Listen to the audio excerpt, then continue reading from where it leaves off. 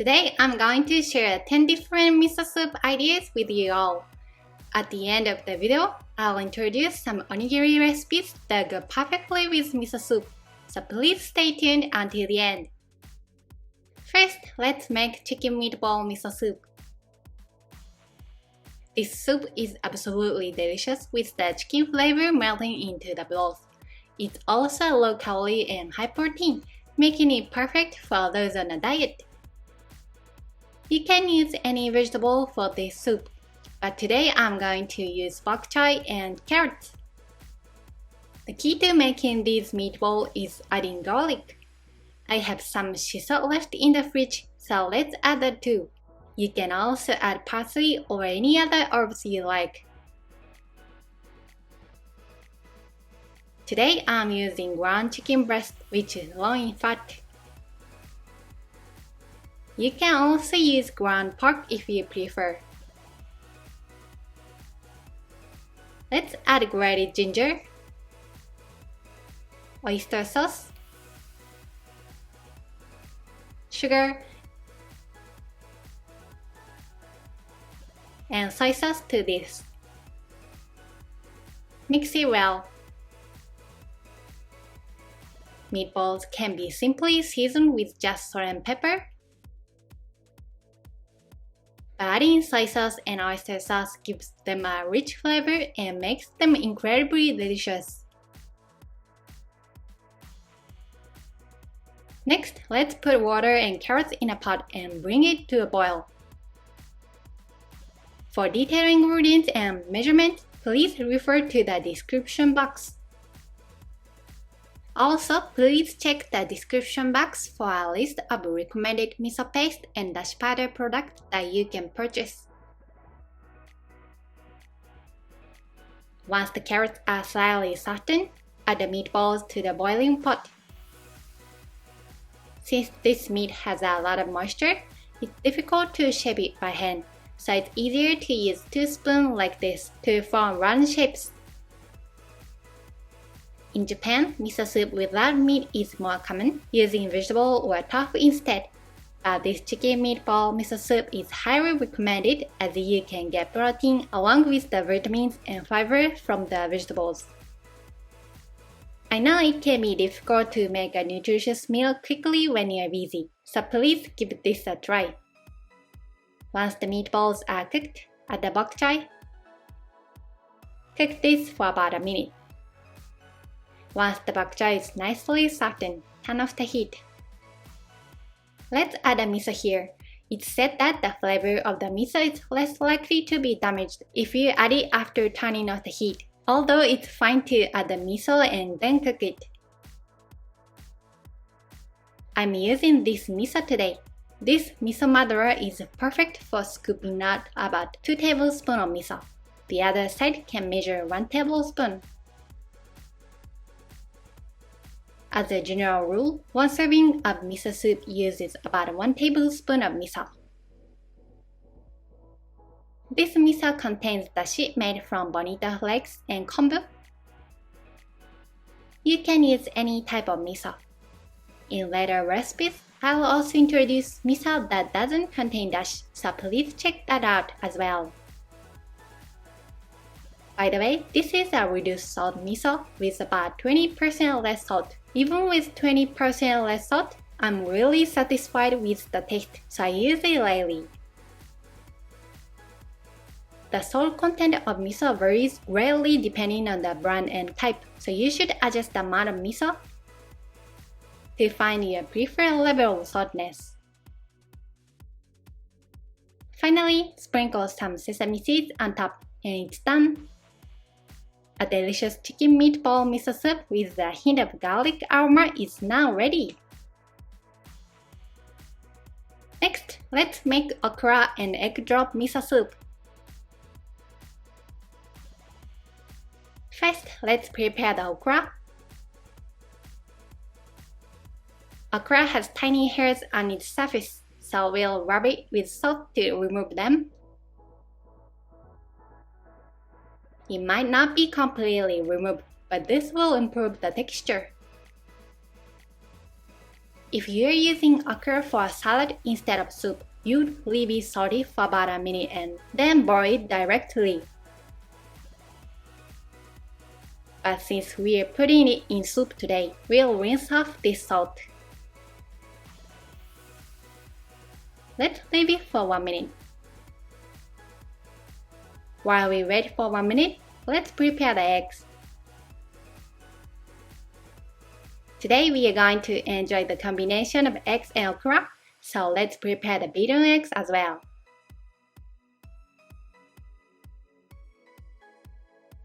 After washing it thoroughly, cut off the stem and cut it into bite-sized pieces. You can adjust the thickness to your liking. The cross-section of okra is shaped like a star. It's so cute. Let's bring a pot of water to boil. For miso soup, we use 350 ml to 400 ml for one serving. As I mentioned earlier, the general rule is to use 1 tablespoon of miso for this amount of water. Since we are using miso without dashi this time, we need to add dashi separately. Today I'm going to use dashi powder. The most famous dashi brand in Japan is, maybe you know it already, it's Hondashi from Ajinomoto. I've prepared 2 types, one made from bonito flakes and the other made from kombu. If you want to make it completely vegetarian or vegan, you can use the kombu one. It's in powder form and it's very convenient. Other brands are fine too. I like to use this because it's individually portioned, so I can always use fresh powder. Once the water in the pot comes to a boil, add the okra. It looks beautiful. Okra will be cooked in about a minute and a half. If you cook it for too long, it will lose its nice texture. Let's add the dashi powder here. I think it's fine to add the dashi powder at any time. Since it dissolves immediately, you can add it just before adding the miso. After boiling the okra for about a minute, make sure the water is boiling vigorously before adding the eggs. Let's add the beaten eggs here.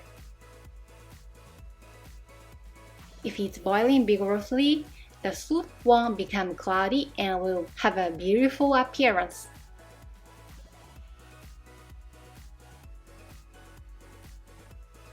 Turn off the heat once the eggs are cooked. The miso I'm using this time is this one. There were so many kinds of miso at the supermarket, but I wanted a smaller one, so I bought this. It doesn't contain dashi. Looking at the ingredients, it's very simple. It's made only from soybeans, rice, and salt. The taste of miso varies depending on the type and amount of koji. But this is the most orthodox miso, made with rice koji, so you can enjoy the standard miso soup of the Kanto region. Let's dissolve the miso. It's easier to check if everything is dissolved if you dissolve it in a ladle like this. By the way, did you know that miso has many health benefits? In addition to the 3 major nutrients essential for life, protein, carbohydrates, and lipids, miso also contains various minerals and vitamins. Furthermore, through fermentation, miso produces a large amount of essential amino acids and vitamins, which are indispensable for maintaining life, and its nutritional value is also improved. This miso, which can be said to be a treasure trove of nutrients, goes well with all kinds of ingredients, so I hope you'll watch the video until the end and find your favorite miso soup. Okra and egg drop miso soup is complete. The eggs make the miso soup creamy and will bring you happiness.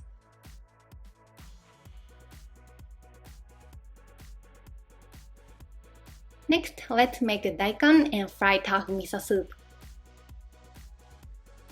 I really love daikon because it's high in dietary fiber and helps improve your stomach health. It's especially recommended when you put it in soup because it's easy to digest.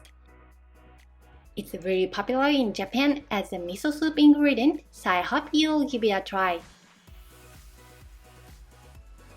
And when it comes to something that goes well with daikon, it's fried tofu, aburage. Fried tofu is also one of the standard ingredients for miso soup in Japan. It's good to cut both of them into thin stripes like this. Daikon takes a long time to soften, but cutting it this thin saves a lot of time. Once it boils, reduce the heat to low and simmer with the lid on until the daikon is soft.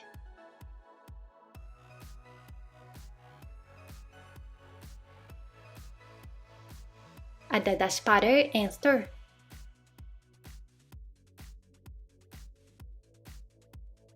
Then turn off the heat. Let's add the same miso I introduced earlier.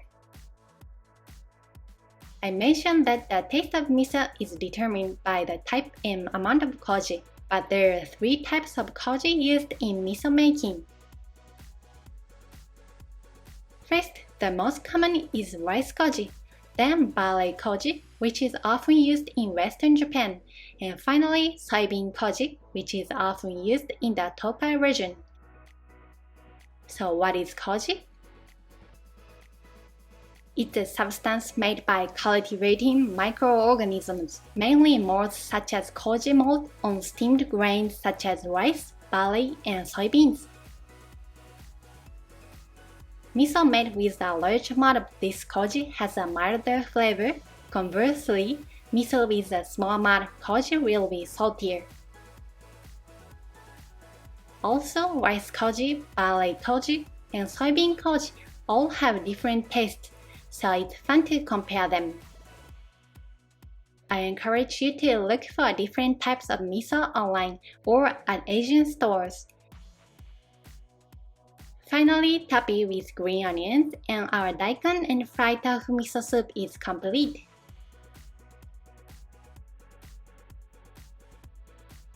Next, let's make tofu and wakame miso soup. I think it's fair to say that this is the simplest miso soup you can make.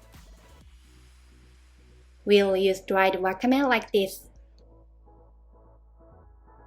You can just put it in hot water. The only ingredient we need to cut is the tofu, so it's easy.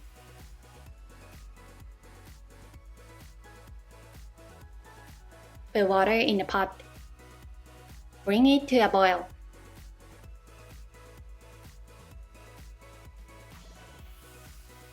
And then add the tofu. Usually, I only use half the amount of tofu. Today, since I'm filming a video, I used a lot of tofu.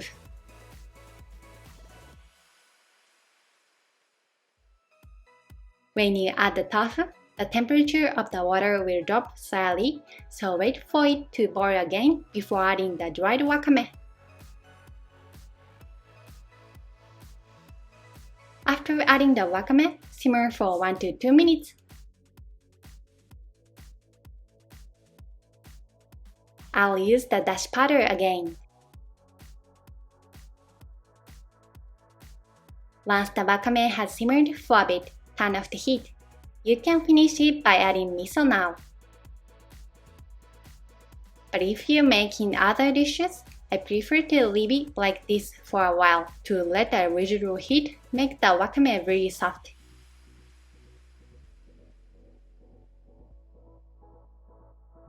Today I only left it for about 10 minutes, so it's not that soft yet. But if you leave it for about 30 minutes or so, The color of the wakame will darken and it will become very soft. Incidentally, this simple miso soup is a very standard one that you often see at Japanese-style restaurants. I think it's quite a common thing for Japanese moms to do, but they often add leftover vegetable to miso soup to clean out the refrigerator, or they make miso soup with lots of vegetable to get their kids to eat more vegetables. My mom used to make miso soup with lots of vegetable every morning. I love it, but my husband likes this kind of super simple miso soup with very few ingredients. By the way, if you don't want to use a pot or want to make it quickly, you can just put the cut tofu, wakame, and miso in the bowl and pour hot water over it to make this miso soup. My husband's favorite tofu and wakame miso soup is complete.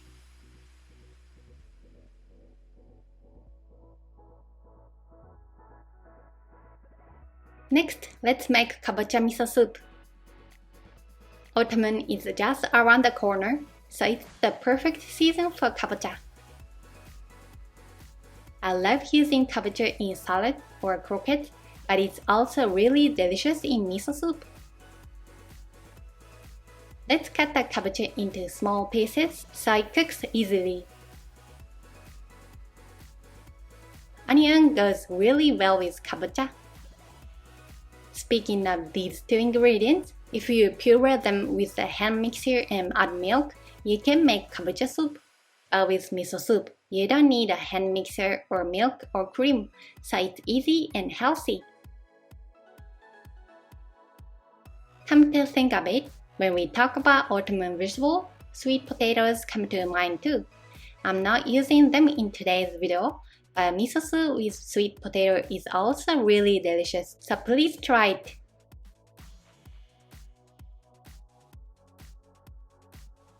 I'll add the dashi powder halfway through. By the way, I'm using bonito dashi powder today. But you can also use both bonito and kombu. Ajinomoto, a Japanese brand, sells a type of dashi powder that already combines bonito and kombu.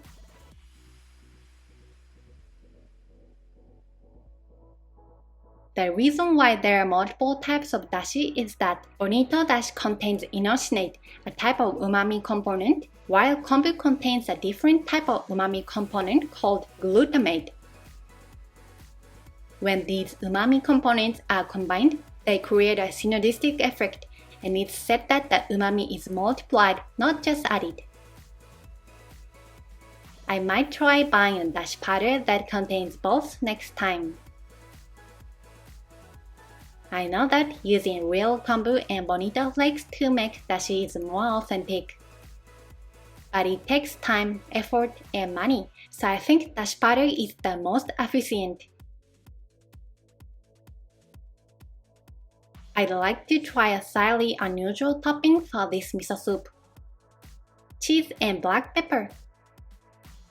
This combination goes really well with kabocha. Miso and cheese are both fermented foods, so they go together perfectly. I'm sure you'll like it too.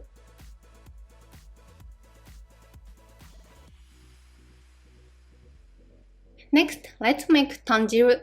This is also one of the most popular miso soups in Japan. If you ask Japanese people what they think of when it comes to miso soup with meat in it, most of them would say Tonjiru.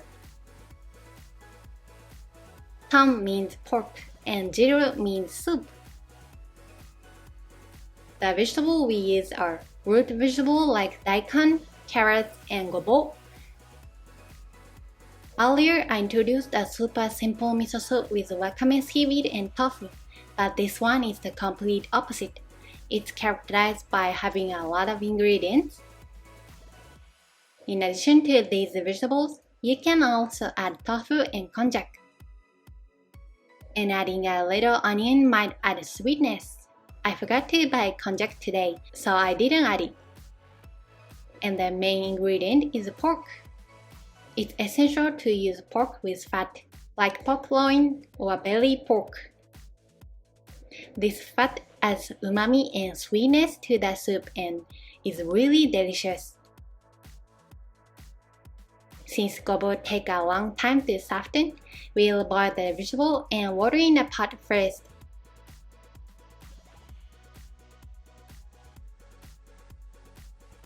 After boiling for about 10 minutes and the vegetables are almost soft, add the tofu and pork.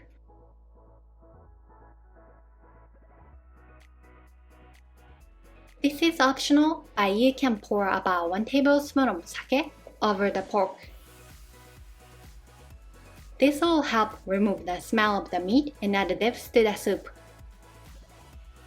Add the dashi powder as well. Simmer for a few minutes until the pork is cooked.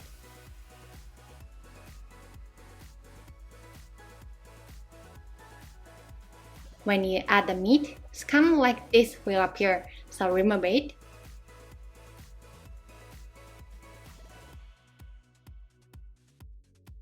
Turn off the heat when the meat is cooked and the vegetables are completely soft.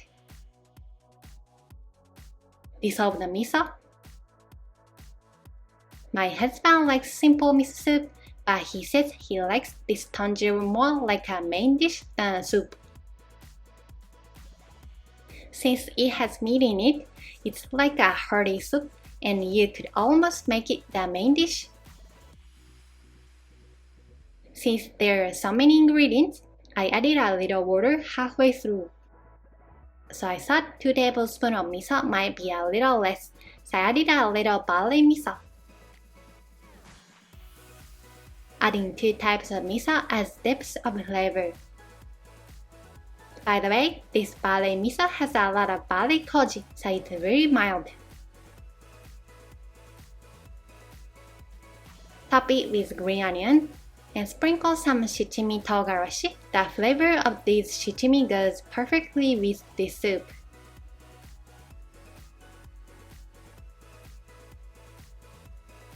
Next, let's make the ultimate egg miso soup. Get ready because there will be 3 consecutive ultimate threes from now on. I love egg miso soup and have made it many times, but I've finally found the most delicious recipe, so I'd like to share with you. For egg miso soup, I always add carrots and onions. Some people also add cabbage or spinach. Basically, you can add any vegetable you like. Also, I used to add bean sprouts a lot, but I'm going to skip them this time because it will make the soup too full of vegetables. Put water, carrots, and onion in the pot. And boil until they are slightly softened.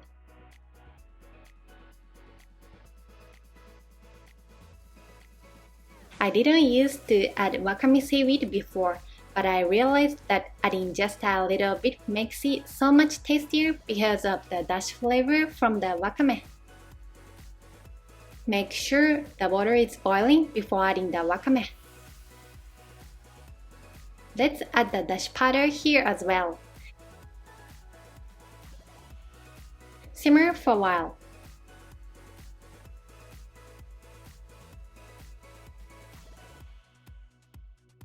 And once the onion is completely soft, add a little green onion. Adding green onion makes it look more vibrant and add a nice flavor.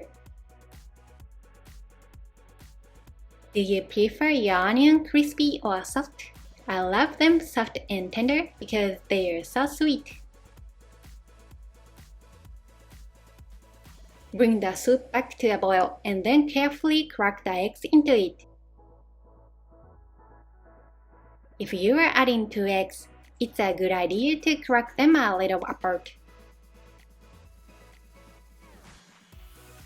Reduce the heat slightly and cover with a lid to simmer.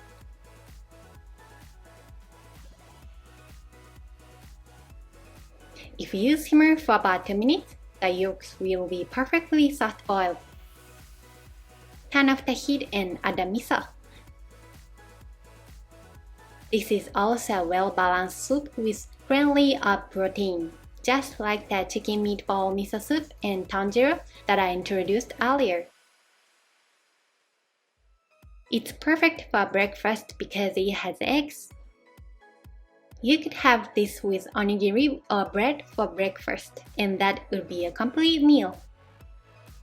Be careful not to leave it for too long after you turn off the heat, as the yolk will continue to cook and harden.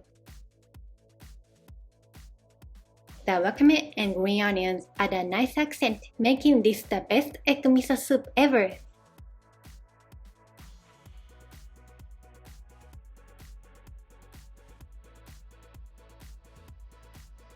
Next up, let's make the ultimate salmon miso soup. I've made salmon miso soup a few times, but I've finally found the ultimate simple recipe. Speaking of salmon in Japan, Hokkaido is famous for it. And in Hokkaido, there is a famous local dish called ishikari nabe, a miso-based soup with salmon, various vegetables, shiitake mushrooms, tofu, and konjac.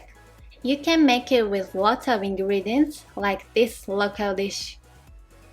But this time we are going for a simpler style with just salmon and cabbage. It was surprisingly delicious, so I can confidently recommend it. Let's cut the cabbage into bite-sized pieces and the salmon into chunks.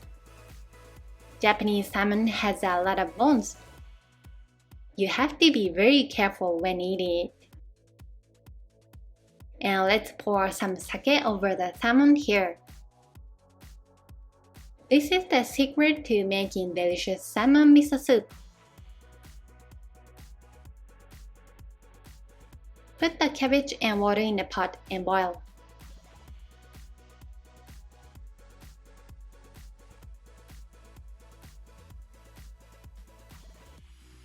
Once the cabbage is somewhat soft, add the salmon.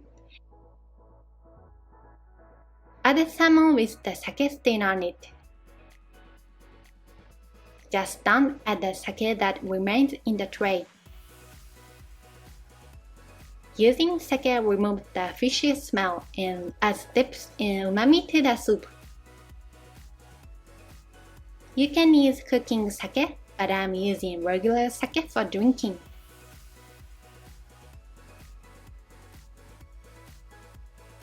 Simmer for a few minutes until the salmon is cooked. Then turn off the heat.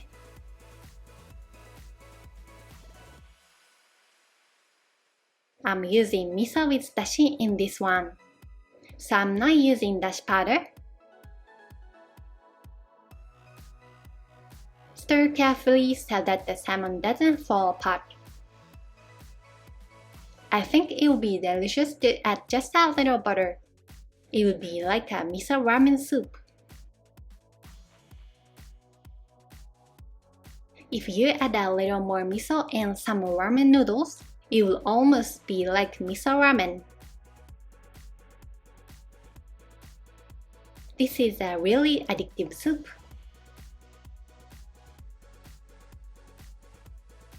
Next, let's make the ultimate creamy miso soup. Even if you are tired of the usual miso soup flavor, you'll enjoy a completely new taste with this one. I recommend using onions and potatoes as ingredients. They go really well with a creamy soup. Today, I'm also adding carrots. Since potatoes take a long time to cook, let's cut them into small cubes like this. I usually add corn, but I'm going to skip it today. And I'll use sausage, but ham is fine too. I only had one sausage, but I'd normally put in more. Put water, onions, and carrots in the pot and simmer lightly. A tip here is to use half the amount of water you normally would.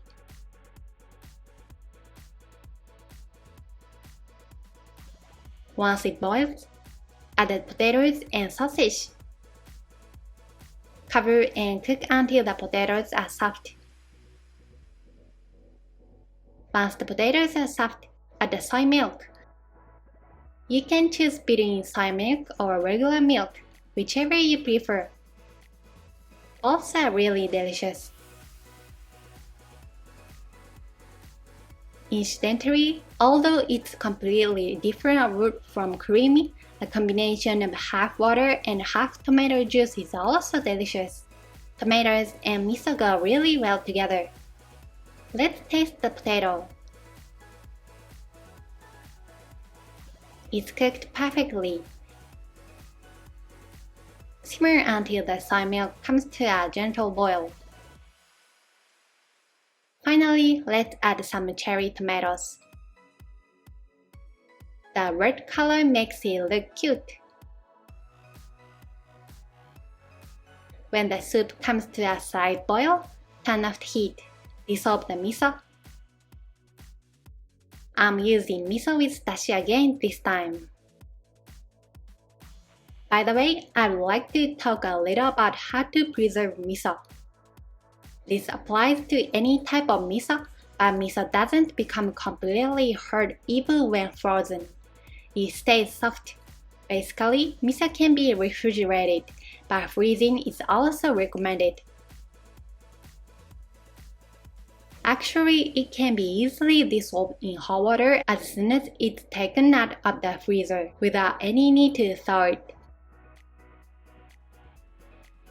If you buy a large container of miso and can't finish it all right away, you can store it in the refrigerator for about half a year if you seal it tightly. But if you want to keep it for sure for a year, freezing it is an option. Finally, sprinkle some parsley on top, and the perfect creamy miso soup is complete.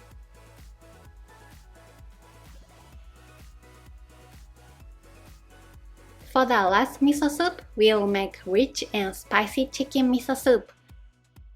Let's try a slightly different rich flavor this time without using any dashi powder and with other seasonings. First, let's chop up the leftover vegetable in the fridge. I'll use bok choy and onion. You can substitute other vegetables. And let's mince the garlic. I added garlic to the chicken meatballs at the beginning of this video, and it was so delicious, so I'm going to use garlic again today. Today, I'll use chicken breast. You can use chicken or pork and any part you like. Remove the tendon and cut into bite-sized pieces. Today I want to make a miso sauce in a bowl and then add it to the pot later. Put the minced garlic in the bowl and add miso to it. You can also dissolve it with mirin, but today I'm going to add milk. It's only about 2 tablespoons, so it won't have a huge impact, but it will make the soup a little creamy. And add some ground sesame seeds. Today I won't be using dashi powder, but I will use this shantan, which is a stock powder. You can use any bouillon or stock powder you like. And add sugar and mix well. If you dissolve the miso beforehand and mix it, it will be easier to add it to the pot later. First, put the onion and water in the pot and boil it until soft.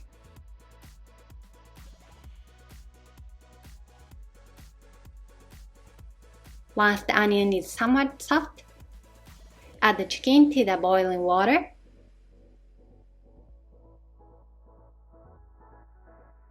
Once the chicken is cooked, add the bok choy.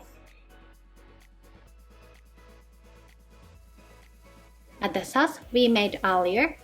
The basic way to make miso soup is to use dashi made from bonito flakes and kombu, or to add dashi powder like I do, and then dissolve the miso, but you can also make it without dashi using your favorite bouillon or stock.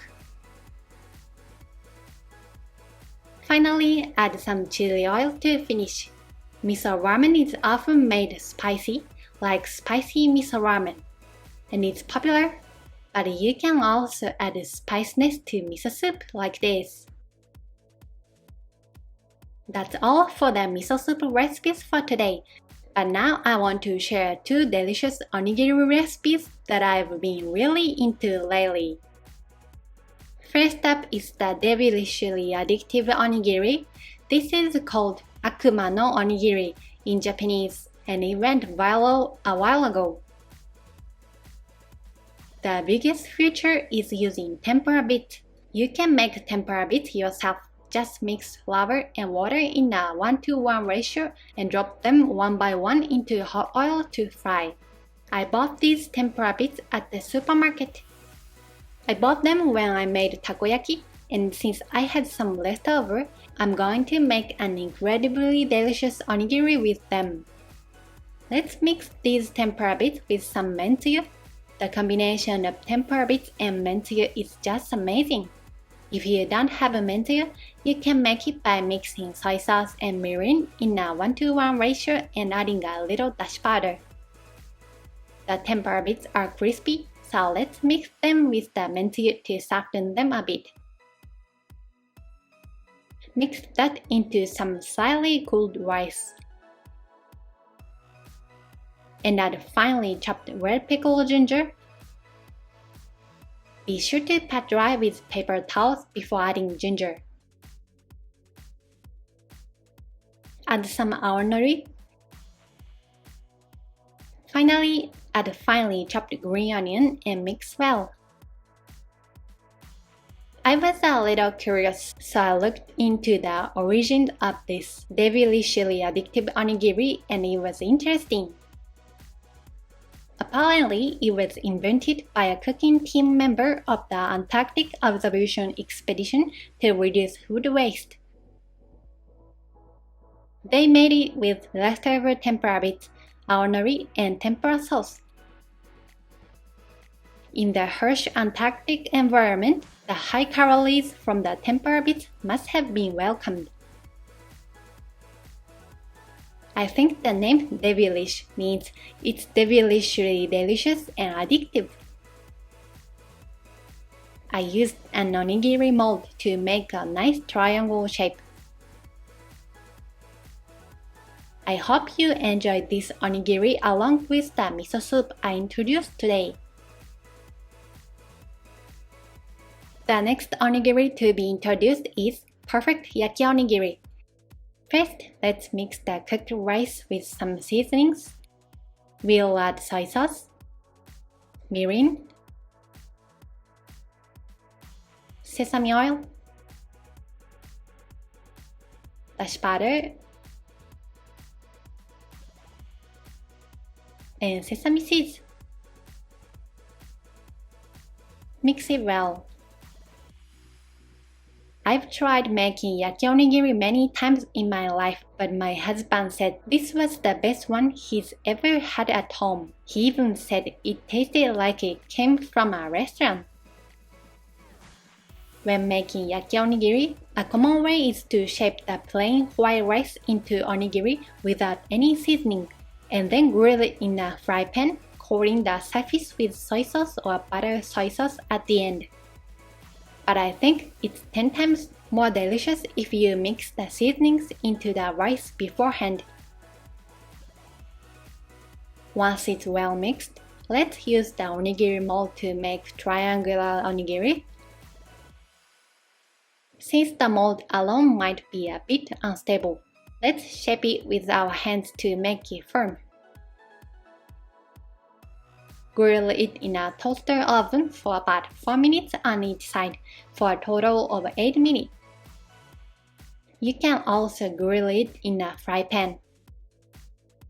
Once it's cooked, it's done, but let's finish it off with a kitchen torch.